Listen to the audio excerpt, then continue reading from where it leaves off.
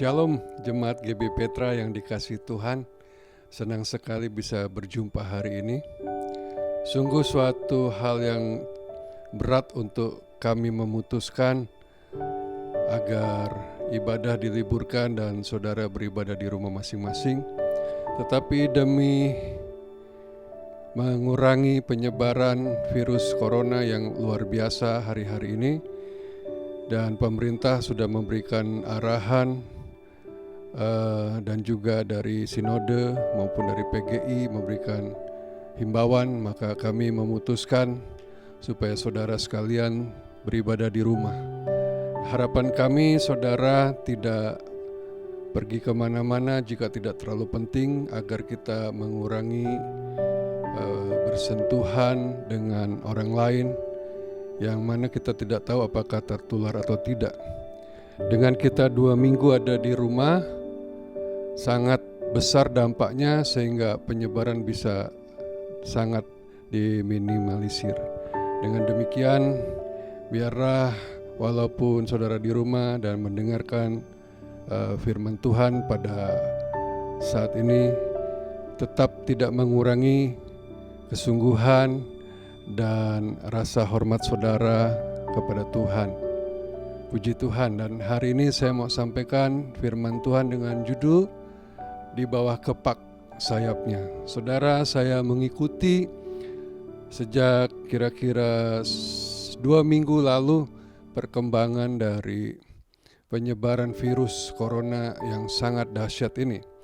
Ketika saya mulai mengikuti data-data yang ada dari link yang sangat akurat dan terus ada pergerakan, saudara, saya amati bahwa awal-awal sekitar 2 minggu 10 hari yang lalu, perkembangan setiap hari hanya sekitar 4.000. Sekitar 4.000 suspek baru. Tetapi hari-hari ini, saudara, rata-rata 20, 25 bahkan hampir 30.000 pertambahan suspek per hari. Ya, hari ini saya catat tadi 278.560 kasus suspek, dan yang meninggal 11.554, yang telah sembuh 92.906. Dan seperti saudara tahu, hari ini pusat dari penyebaran bukan di China lagi tapi di Eropa. Ya, Italia sudah mencapai angka 47.000 lebih, Spanyol 21.000 lebih, Iran 20.000 lebih, Jerman hampir 20.000, Amerika hampir 20.000. Ya, sungguh sangat cepat sekali ya pertambahan setiap menitnya, saudara. Ada ratusan orang yang terkena. Untuk Indonesia sendiri saat ini tercatat 450 ya kasus dengan kematian 38 orang. Tertinggi di Asia Tenggara, saudara. Nah, itu kita sungguh-sungguh harus waspada karena ini adalah wabah yang sungguh-sungguh besar sekali ya penyebarannya.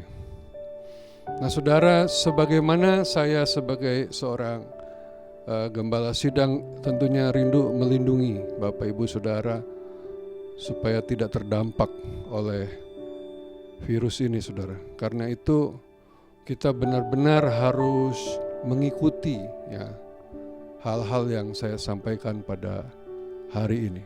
Nah, saudara, ada beberapa hal yang saya tangkap, yang saya simpulkan dari kejadian yang sangat dahsyat ini. Yang pertama, bahwa hidup manusia itu sangat rapuh. Ya, sebab begitu mudahnya manusia meninggal. Bahkan mereka tidak sadar tertular oleh penyakit yang sedang merebak ini. Mazmur 103 ayat 15 dan 16 berkata, sebab manusia hari-harinya seperti rumput, ia mekar seperti bunga di padang, tetapi ketika angin menerpanya, ia tidak ada lagi dan tempatnya tidak mengenalnya lagi. Bapak Ibu Saudara, ayat ini jelas mau menyatakan bahwa manusia begitu rapuh, begitu rentan. Seperti bunga rumput, dia tertiup sedikit saja, dia lenyap. Jadi tidak ada yang bisa kita sombongkan, tidak ada yang bisa kita banggakan sebagai manusia. Hari ini ada, mungkin nanti malam tidak ada. Ya, manusia amat rapuh. Karena itu kita tidak bisa berbangga, tidak bisa mengandalkan manusia. Yang kedua yang saya tangkap dari peristiwa ini, yang saya simpulkan, yang saya dapatkan adalah dengan segala kehebatannya manusia tidak berdaya menghadapi pandemik ini, saudara. Kalau saudara lihat dalam perkembangannya, sebenarnya cuma hanya satu jenis virus, yaitu virus corona COVID-19 yang saat ini muncul, ya, hanya dalam hitungan bulan, sekitar 3-4 bulan, saudara. Hanya dengan satu jenis virus maka seluruh dunia ditunggang balikan. Kematian begitu mudah merajalela, ekonomi ambruk, negara demi negara mengalami lockdown. Sungguh saudara, hanya satu jenis virus, seluruh dunia seperti dicekam, benar-benar dihantui, diteror, benar-benar diperbudak, ya, dibelenggu, bahkan dibunuh, saudara. Bisa saudara bayangkan kalau diizinkan 3 atau 5 virus dari negara-negara yang berbeda, jika sekaligus terjadi, saya tidak bisa bayangkan. Kemudian negara-negara yang superpower, yang merasa sudah sangat kuat, ya, dalam ekonomi, teknologi, militer, medis, ternyata semua kelabakan, babak belur menghadapi virus corona ini. Semua kekayaan, kemampuan, kepandaian, kehebatan seperti nggak ada arti. Pada virus itu begitu kecil dan tidak terlihat. Sehingga kita bisa ngambil sebuah kesimpulan bahwa saat ini harusnya manusia sadar bahwa mereka lemah, sangat amat lemah dan membutuhkan Tuhan. Ini waktunya orang tidak lagi bangga dan sombong, tidak lagi merasa percaya terlalu, ya, kepada diri sendiri dan kemampuan, tapi mulai bersujud dan memandang ke atas dan berkata, Tuhan, aku perlu Engkau. Saya percaya mungkin ini juga salah satu, ya, alasan kenapa virus ini ada di kondisi saat ini. Nah, saudara, dengan begitu banyaknya kematian yang sangat mudah, ya, sangat banyak dalam sekejap mata terjadi di sekitar kita, maka pertanyaan yang harus kita tanyakan pada diri sendiri adalah, apakah saudara sudah memiliki kepastian keselamatan? Siapkah saudara kalau hari ini atau besok atau lusa kita meninggal dunia? Saudara, ini waktunya saudara memastikan bahwa saudara sudah menerima Yesus Kristus sebagai Tuhan dan Juru Selamat. Jangan tunda besok, lusa. Mungkin kita tidak akan sempat. Karena itu pastikan saudara sudah menerima Yesus Kristus, mengakui Dia sebagai Tuhan, sebagai Juru Selamat yang telah mati bagi kita, menebus segala dosa kita dan bangkit naik ke surga. Dia adalah Tuhan Yesus Kristus. Roma 10 ayat 9 berkata, sebab jika kamu mengaku dengan mulutmu bahwa Yesus adalah Tuhan dan percaya dalam hatimu bahwa Allah telah membangkitkan Dia dari antara orang mati, maka kamu akan diselamatkan. Pastikan saudara, nanti di penghujung dari khotbah saya kita akan berdoa buat yang belum percaya dan menerima Yesus. Pastikan hari ini saudara terima Tuhan Yesus, karena kita tidak tahu apa yang terjadi besok. Nah saudara, karena itu kita harus waspada, tetapi jangan takut, apalagi sampai panik. Tidak perlu panik saudara, karena saya percaya ini semua akan berlalu. Tapi kita harus tetap waspada. Nah, untuk mengantisipasi berkembangnya pandemik coronavirus ini saudara, ada beberapa hal yang harus kita lakukan. Dari sudut jasmani, jiwa, dan juga roh kita. Dari segi jasmani, saudara tentunya sudah sangat tahu, sudah banyak mendengar. Yang pertama, jagalah kesehatan diri pribadi. Selalu cuci tangan. Ya, setiap kesempatan cuci tangan, saudara. Ya, apa yang saudara pegang, apa yang saudara sentuh, saudara cuci tangan. Kemudian, pakailah masker jika saudara bepergian keluar. Dan jika saudara batuk, saudara flu, saudara pastikan pakai masker, dan ketika batuk tutuplah mulutmu, saudara. Tutup hidung, jangan sampai ya virus-virus kita tersebar kemana-mana. Jika kesehatan terganggu, saudara konsultasi dengan dokter segera. Dan di GB Petra juga ada, saudara bisa ya lewat grup WA bertanya-tanya, nanti ada teman kita dokter yang bisa membantu. Yang kedua, saudara harus mengerti bahwa selain saudara menjaga kebersihan, saudara juga harus makan yang sehat, tidur yang cukup, ya istirahat yang cukup. Kalau saudara sempat berolahraga boleh, bagus sekali. Makan vitamin C untuk menguatkan ya imunitas tubuh kita. Ya, vitamin C, vitamin E itu baik sekali ya. Karena kalau tubuh kita daya tahannya kuat, virus itu akan kalah. Kemudian Presiden Jokowi juga menganjurkan kita menjaga jarak dengan orang lain. Ya, jauhi kerumunan. Jangan suka ikut sekarang ini di kondisi seperti ini, kumpul-kumpul di tempat-tempat keramaian. Hindari dulu, saudara.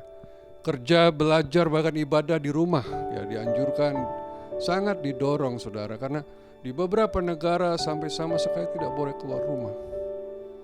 Karena begitu ya penyebaran begitu cepat, sehingga kita harus benar-benar mengurangi perjumpaan dengan orang lain. Kerja, belajar, ibadah di rumah ya. Kemudian kurangi bersentuhan dan berdekatan dengan orang lain. Usahakan berjemur di pagi hari supaya tubuh kita terkena sinar matahari sehingga virus-virus bisa mati dan daya tahan tubuh kita semakin kuat ya. Vitamin-vitamin di dalam tubuh kita bisa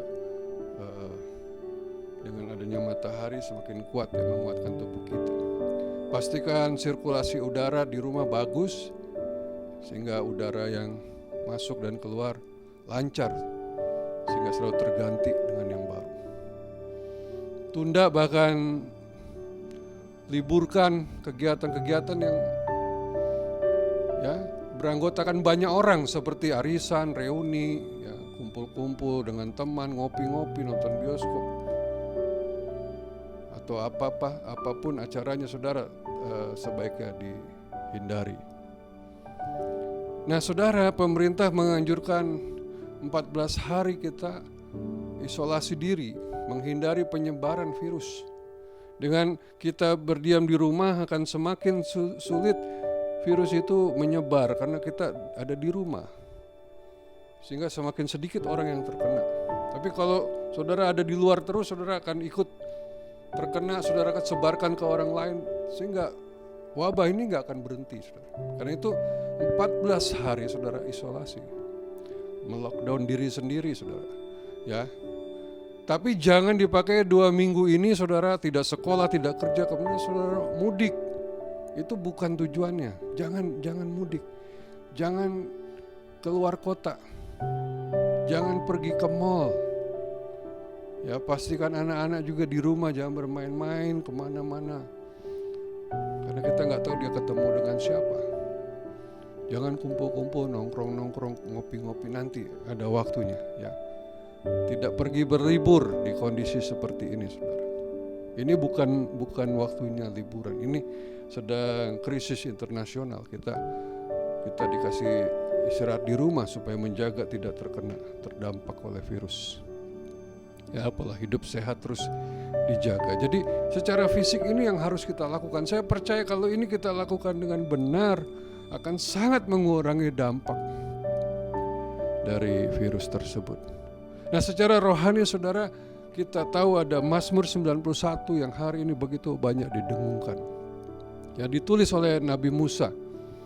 Mazmur 91 seperti diangkat hari-hari ini karena berisi firman Tuhan tentang perlindungan yang sungguh dahsyat atas umat Tuhan. Saya akan bacakan, saudara.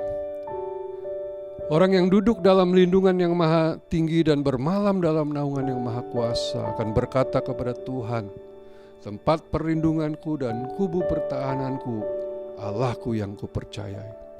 Sungguh, Dialah yang akan melepaskan engkau dari jerat penangkap burung, dari penyakit sampar yang busuk. Dengan kepaknya ia akan menudungi engkau, di bawah sayapnya engkau akan berlindung. Kesetiaannya ialah perisai dan pagar tembok. Engkau tidak usah takut terhadap kedahsyatan malam, terhadap panah yang terbang di waktu siang, terhadap penyakit sampar yang berjalan di dalam gelap, terhadap penyakit menular yang mengamuk di waktu petang. Walau 1.000 orang rebah di sisimu dan 10.000 di sebelah kananmu, tapi itu tidak akan menimpamu. Engkau hanya akan menontonnya dengan matamu dan melihat pembalasan terhadap orang-orang fasik. Sebab Tuhan ialah tempat perlindunganmu, dan yang maha tinggi telah kau buat menjadi tempat perteduhanmu. Malapetaka tidak akan menimpa engkau, dan tulah tidak akan mendekat kepada kemahmu. Sebab malaikat-malaikatnya akan diperintahkannya kepadamu untuk menjaga engkau di segala jalanmu. Mereka akan menatang engkau di atas tangannya, dan supaya kakimu jangan terantuk kepada batu. Singa dan ular tedung akan kau langkahi. Engkau akan menginjak anak singa dan ular naga. Sungguh hatinya melekat kepadaku, maka aku akan meluputkannya. Aku akan membentenginya, sebab ia mengenal namaku. Bila ia berseru kepadaku, aku akan menjawab. Aku akan menyertai dia dalam kesesakan. Aku akan meluputkannya dan memuliakannya. Dengan panjang umur akan kukenyangkan dia, dan akan kuperlihatkan kepadanya keselamatan daripadaku. Itulah ayat dari Mazmur 91 ayat 1 sampai 16 yang begitu hari-hari ini sangat populer, dikumandangkan, dibacakan, diperkatakan, saudara. Saya akan coba membahas ini. Saudara, ayat ini mengandung janji Tuhan tentang perlindungan. Dilindungi dari apa?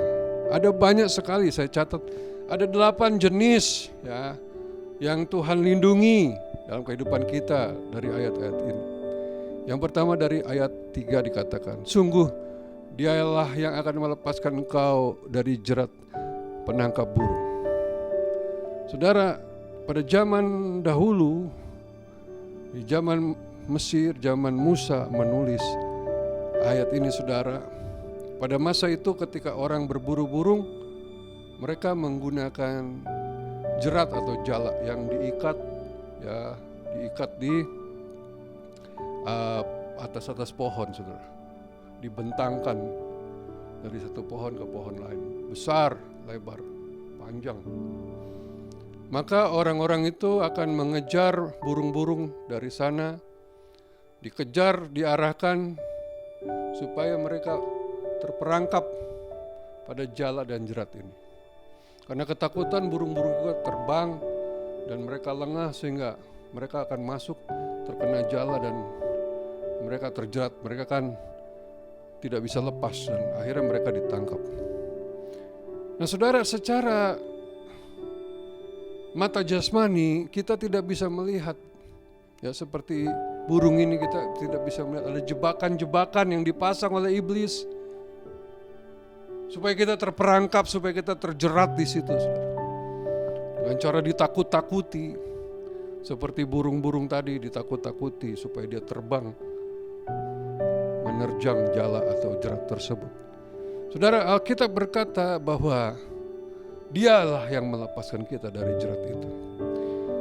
Karena di alam roh kita tidak bisa melihat, tapi Allah kita ketika kita diserang, diganggu, Dia akan memberitahu kita, Dia akan memberikan hikmat, Dia akan menolong, melepaskan kita.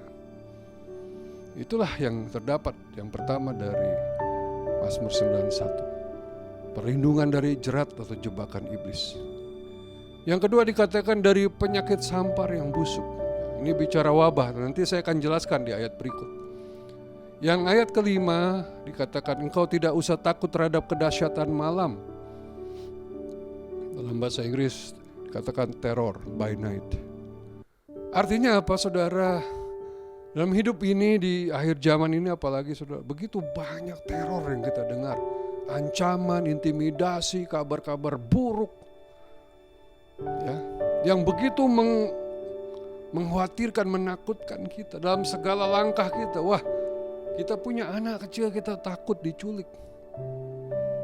Ya, kita berjalan di mana-mana saudara, banyak pembunuhan, penembakan yang terjadi apalagi di beberapa negara tanpa sebab dia bunuhi orang di mall, di sekolah dan sebagainya. Ya, ada teroris-teroris dan sebagainya. Ancaman yang begitu mengerikan. Tapi Alkitab berkata dalam Mazmur 91 ayat 5, kau tidak usah takut terhadap kedahsyatan malam atau teror-teror ini. Kemudian yang keempat dari ayat yang kelima dikatakan terhadap panah yang terbang di waktu siang. Sudah dalam ayat lain di kitab Efesus dikatakan bahwa iblis memanahi kita ya dengan panah-panah berapi.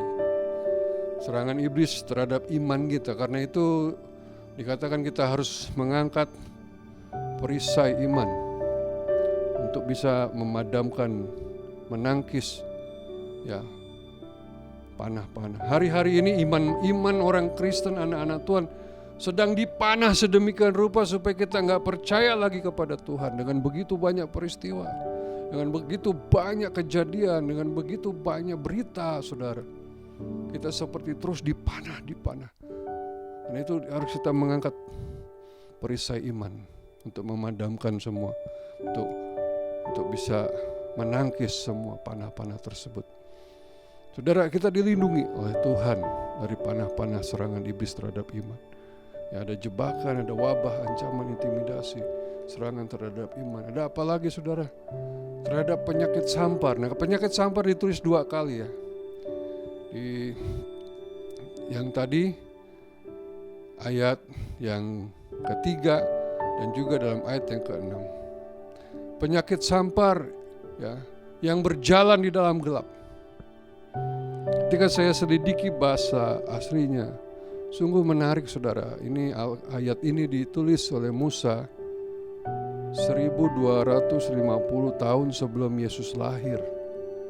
Yesus lahir 2000 tahun yang lalu. Jadi sekitar 3250 tahun yang lalu Musa sudah menulis tentang wabah penyakit sampar. Dalam bahasa Inggris ya dikatakan wabah ini adalah wabah penyakit menular yang berasal dari binatang.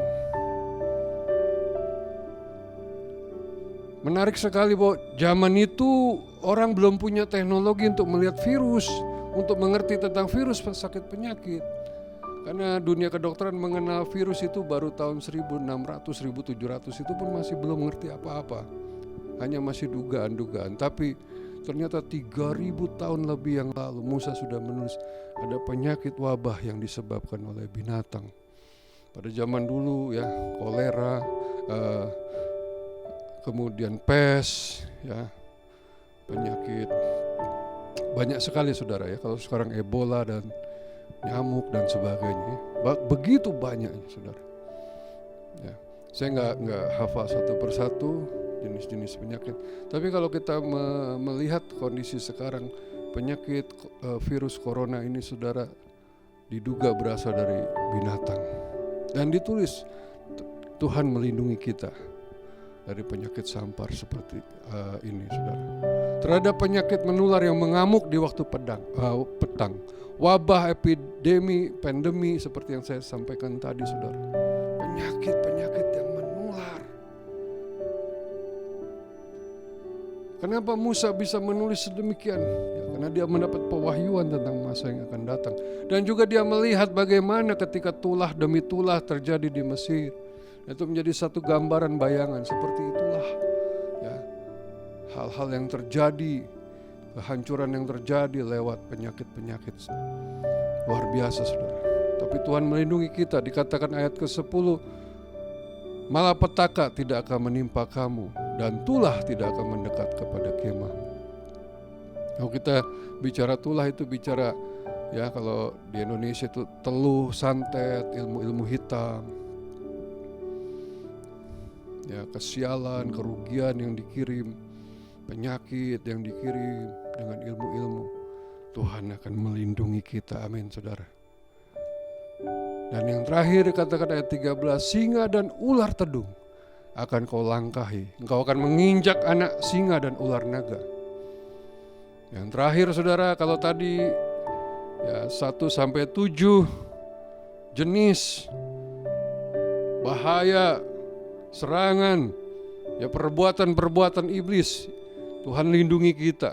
Tapi di ayat ini, ayat 13, kita menghancurkan sumbernya, kita menginjak sumbernya. Kalau tadi perbuatannya, dampaknya, ya. Maka yang terakhir ini kita menginjak ular, kita menginjak ular naga, kita menginjak singa. Artinya apa? Iblis kita injak, kita kalahkan. Setan dan roh-roh jahat penyebab semua kehancuran itu kita kalahkan. Saudara, luar biasa sekali perlindungan yang dikatakan dalam Mazmur 91. Nah, yang harus kita lakukan apa supaya kita bisa mengalami perlindungan itu, saudara? Yang pertama dari ayat ke-1 dikatakan orang yang duduk dalam lindungan yang maha tinggi, yang bermalam dalam naungan yang maha kuasa. Saudara, kalau kita sedang ada panas terik, kita pasti pengen berteduh, berlindung. Kalau berlindung kita pasti mendekati tempat yang lebih tinggi, yang rimbun, yang bisa menaungi. Seperti gambar ini, orang di tengah panas terik, dia duduk di bawah pohon. Nah saudara, yang kita harus lakukan adalah datang dan duduk, menikmati perlindungan Tuhan. Bahkan di situ dikatakan bermalam, tinggal di situ, tidak menjauh. Jadi mau nggak mau saudara, kita harus mendekat kepada Tuhan. Nah, kesempatan saudara di rumah beberapa hari ini, kita baca firman, kita dengar firman, kita pakai waktu kita untuk berdoa, untuk mendekat kepada Tuhan, ya. Dan tentunya juga semakin dekat dengan keluarga. Kita manfaatkan waktu ini supaya lebih dekat lagi. Kalau biasanya kita sibuk, banyak sekali pekerjaan, tapi hari-hari ini ketika kita diminta untuk tinggal di rumah, diisolasi, saudara pakai waktu itu untuk mendekat, duduk di bawah naungan Tuhan. Jangan jauh-jauh lagi, saudara. Ini waktunya sudah gak bisa kita jauh dari Tuhan. Kemudian dikatakan dengan kepaknya ia akan menudungi engkau, di bawah sayapnya engkau akan berlindung, kesetiaannya ialah perisai dan pagar tembok. Saudara, di sini dinyatakan dengan kepaknya dia akan menudungi.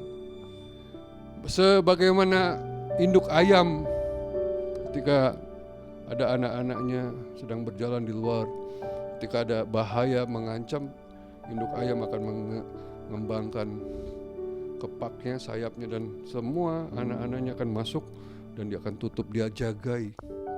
Mungkin ada ular, ya, yang akan menyerang. Mungkin ada binatang lain, ya, musang atau apapun, dia akan melindungi. Demikian juga dengan Raja Wali, saudara, ya, dengan sayapnya yang besar, dia akan menudungi anak-anaknya supaya burung-burung buas, ular dan sebagainya tidak bisa menyerang. Dia yang akan menahan serangan itu. Nah saudara, engkau mendekat kepada Tuhan dan Tuhan akan menudungi kita dengan sayapnya, sehingga kita terlindung. Tapi kalau kita keluar jauh-jauh meninggalkan Tuhan, kita tidak ada proteksi, saudara. Jadi mari kita duduk dalam lindungan yang maha tinggi. Kita berdiam dalam naungan yang maha kuasa.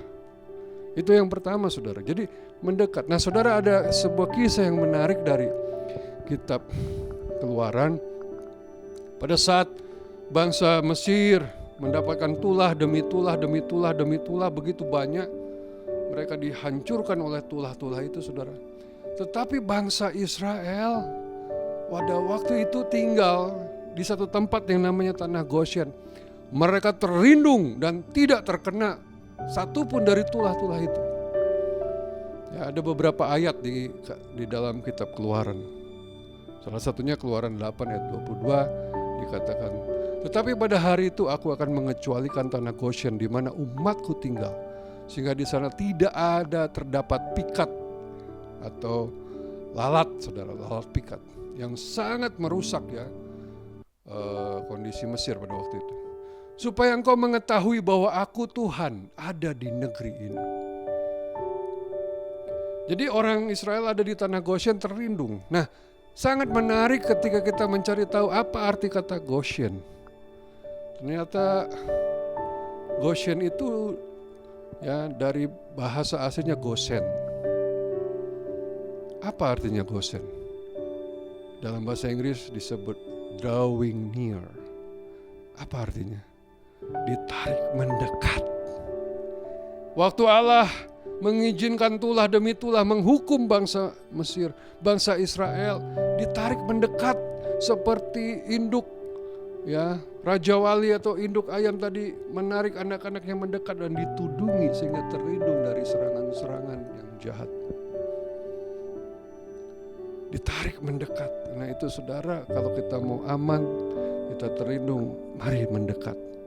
Seperti gembala pakai tongkat yang ujungnya seperti melengkung seperti ini, ya orang Israel zaman dulu pakai tongkat gembala seperti itu. Tujuannya adalah menarik domba-domba supaya mendekat jika ada bahaya, ditarik lehernya.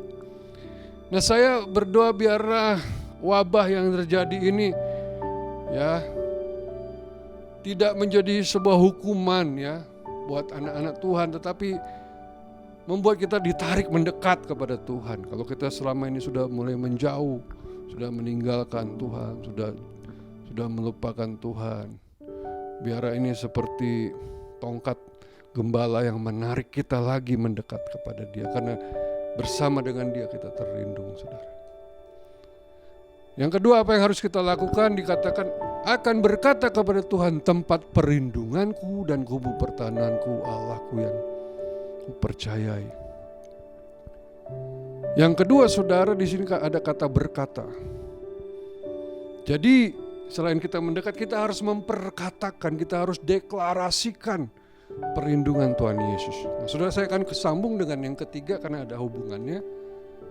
Dikatakan begini ayat 9, sebab Tuhan ialah tempat perlindunganmu yang maha tinggi telah kau buat menjadi tempat perteduhanmu. Ini mengacu kepada Musa yang waktu itu mengalami begitu banyak ya pengalaman di padang gurun ketika menghadapi musuh, ketika menghadapi ancaman-ancaman, ketika menghadapi begitu banyak tantangan, saudara. Musa harus punya pegangan, dia harus punya sesuatu yang bisa dijadikan tempat perlindungan. Dan dia tahu bukan kekuatan, bukan kehebatan, bukan kepintaran, tapi dia jadikan Tuhan sebagai satu-satunya tempat perlindungan. Bilangan 21 ayat 7-9 menceritakan pada satu kali ular-ular ya menggigiti umat Israel yang berontak sehingga banyak yang mati. Ayat 8 dikatakan, maka berfirmanlah Tuhan kepada Musa, buatlah ular tedung dan taruhlah itu pada sebuah tiang, maka setiap orang yang terpagut jika ia melihatnya akan tetap hidup. Lalu Musa membuat ular tembaga dan menaruhnya pada sebuah tiang. Maka jika seseorang dipagut ular dan ia memandang kepada ular tembaga itu, tetaplah ia hidup.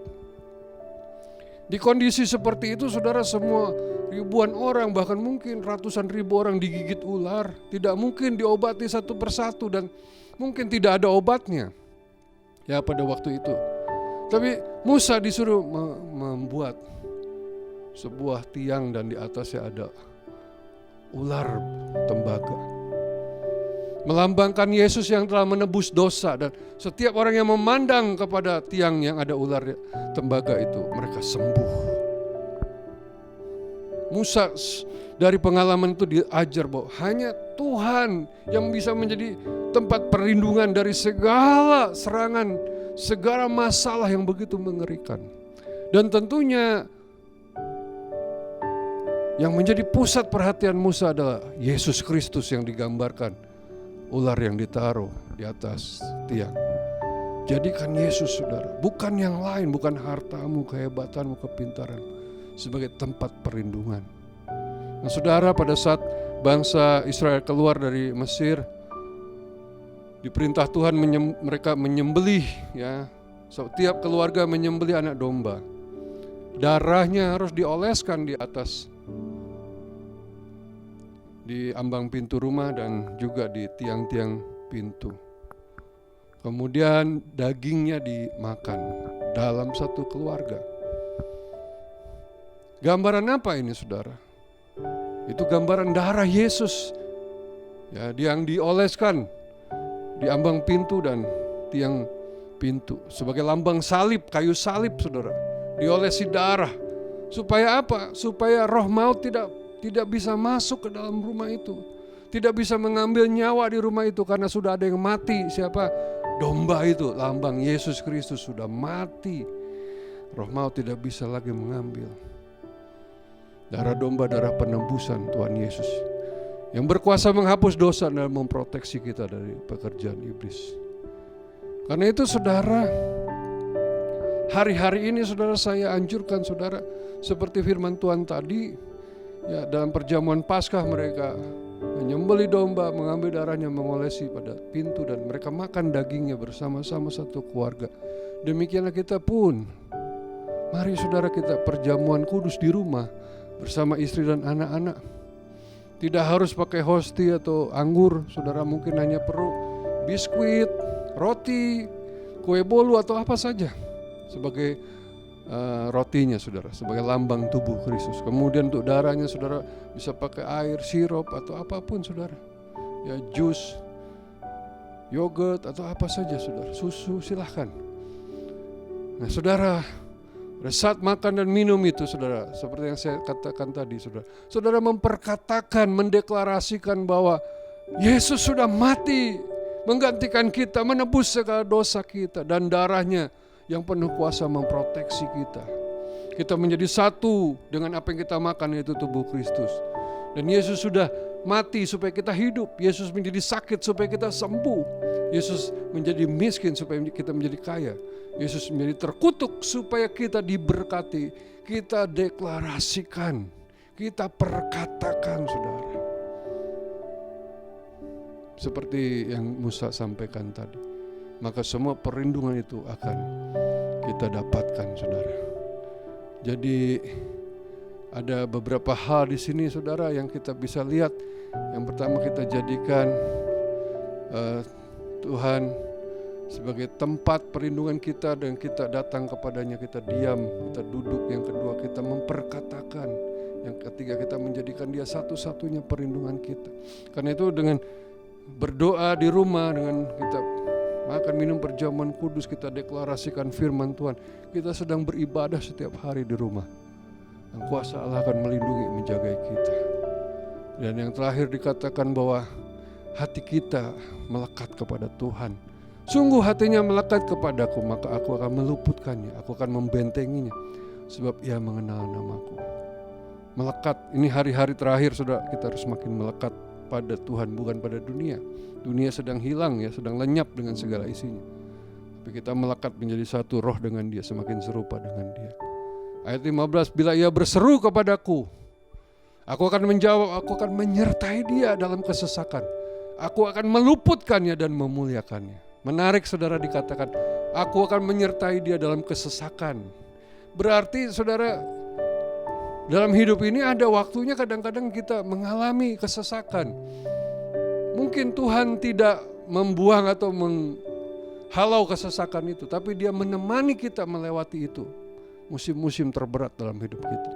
Dan dia katakan, aku akan meluputkanmu dan memuliakan, sebagai akhirnya kita menang dan kita dimuliakan.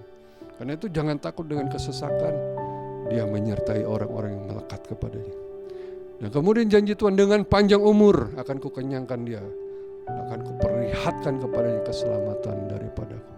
Aminkan saudara, perkatakan, saya panjang umur, saya dikenyangkan dengan berkat dan kasih Tuhan, dan keselamatan Tuhan diberikan kepadaku. Sehingga ketika kita mati, kita tidak takut, ada keselamatan yang sejati dari Tuhan. Saudara, begitu indah Karena itu terus perkatakan Mazmur 91. Praktekkan dalam hidup saudara seperti yang saya sampaikan. Sehingga bukan cuma sekedar kita melakukan bagian kita untuk masalah jasmani, tapi secara rohani dan jiwa kita lakukan firman Tuhan ini. Maka proteksi Tuhan akan menyertai kita di hari-hari berat, hari-hari yang sangat sulit di akhir zaman ini. Demikian firman Tuhan, kiranya memberkati kita semua. Mari kita berdoa.